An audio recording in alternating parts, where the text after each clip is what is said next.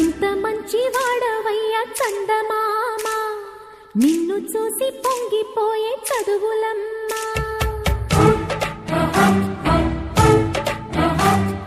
ముద్దు బిడ్డ వంది నిన్ను భారతమ్మ, ముద్ద బంతి పూల దండ వేసుకోమ్మా.